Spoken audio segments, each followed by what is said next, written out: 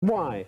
What's changed in the last 5 days, as far as you're concerned? I mean, you've said he's a decent man. Well, it was on Friday, actually, that I decided it was some... I'll be honest, I've been very distressed by Mr. Blair's behaviour for several years in terms of the way I think he's removed the idealism from politics by taking a supposedly left-of-centre party and calling it Labour or New Labour, and then basically saying that we have to be pragmatic. The left is really, in these overly consumerist times... He also said you have to have an ethical foreign policy, didn't he? Absolutely, and absolutely, this is not ethical, is it?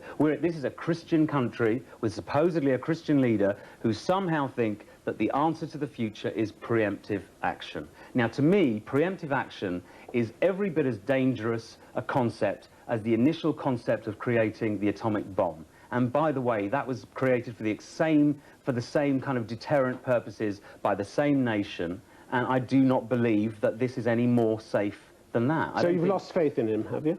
Well, because until last week, I thought it was bluff.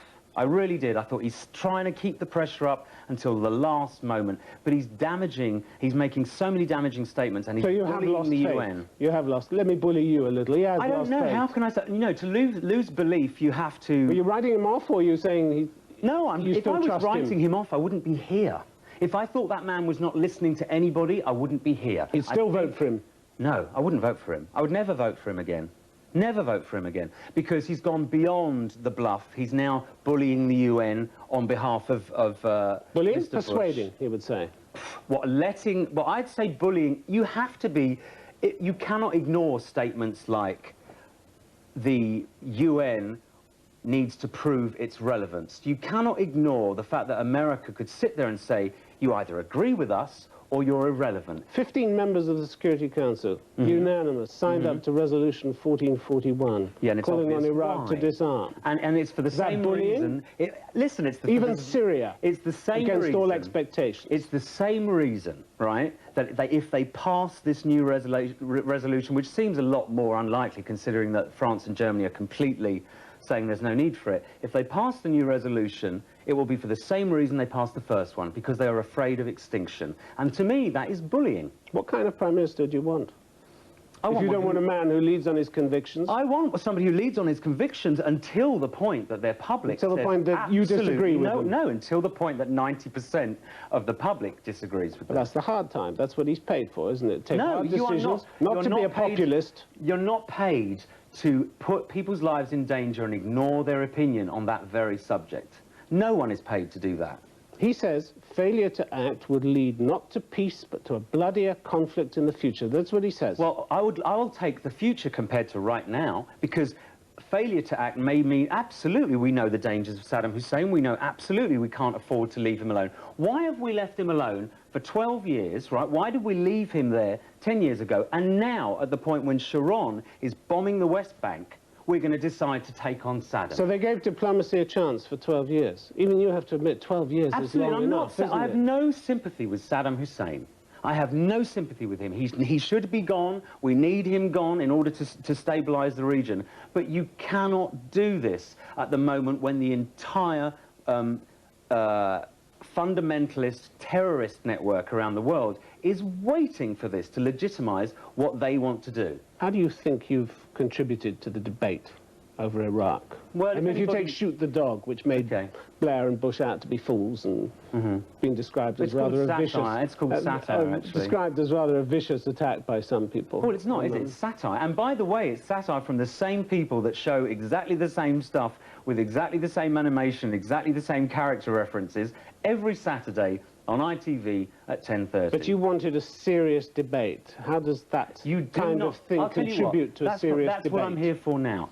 8-9 months ago, no one wanted it. And believe me, we're talking about a generation which has so little desire for politics in its music, that I knew that if I was going to be ahead of the game and try and get people to discuss this, I had to do it with some humour. And sure enough, even the humour, at that stage in time, it was something people did not want to hear about. Now that they're deluged with it, it's okay. I can come out here and I'm relatively safe. At that point in time, I wanted to write it, make the statements as as broadly and as funnily as I could in the video to make sure that before people were too freaked out to talk, they laughed their way into things. But things like, so Cherie, my dear, could you leave the way clear for sex tonight? Tony, Tony, Tony, I know that you're horny, but there's something about that bush that ain't right. Tell me what what does that contribute? Okay, I'll tell you what it... Okay, can I read my own lyrics for a second? Excuse me. I'll tell you what it contributes.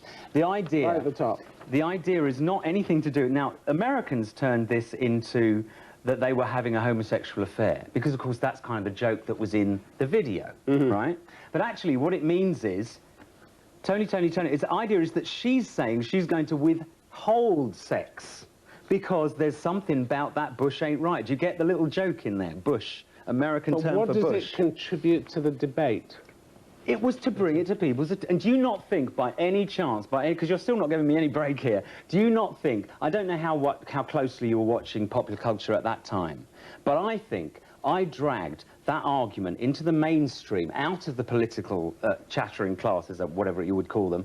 I dragged that out of the political classes into the mainstream 2 or 3 weeks before it was going to get there. And I would say, at this point in time, when we're supposedly in such a bloody rush, that those 2-3 weeks were actually, it was worth what I put up with. It was worth losing the record, no one playing the record, no one playing the video. It was worth it because when I was attacked for doing it, it came into the mainstream. And that's exactly why I'm here again today. People say it's an easy subject, anti-war protest. I don't think this is an easy subject. It's not an anti-war.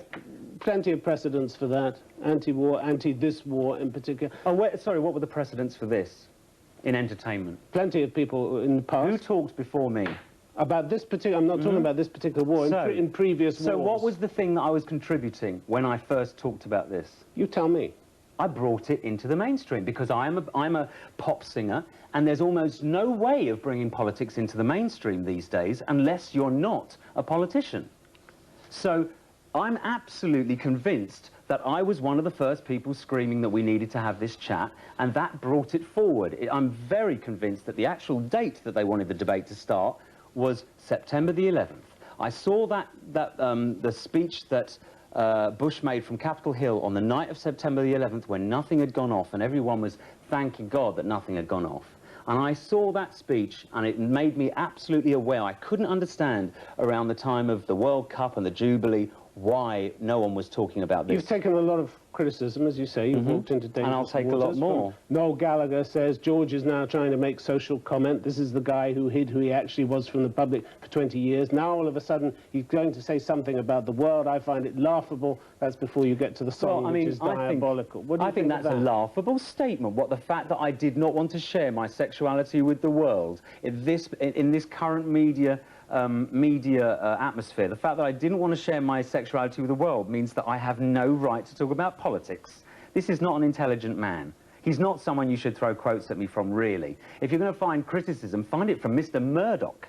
You know, Mr. Murdoch attacked me solidly on Sky News, in the New York Post, and in The Sun. And what he would do would be he would print these slurs in the New York Post in such a way that when they reprinted them in The Sun, its sister newspaper, I could only sue on the basis of it being reprinted from the American source. And the American source would have been much harder to sue. So there was a campaign... What worries you about the New York Post? Well, what shouldn't worry me about the New York Post? It's a fascist newspaper. A washed-up pervert. Well, that would... Why should I worry about that? Apart from the fact... I mean, really, it's no... Why would I worry about that? I don't worry about the Daily Star. I don't worry about the Daily... You know, the Sport. I don't worry about the Sun or the Mirror. Why would I worry about that? I do find it absolutely unbelievable that they're able to call a homosexual man a pervert for having been caught cruising. I do find that quite laughable, that is not suable.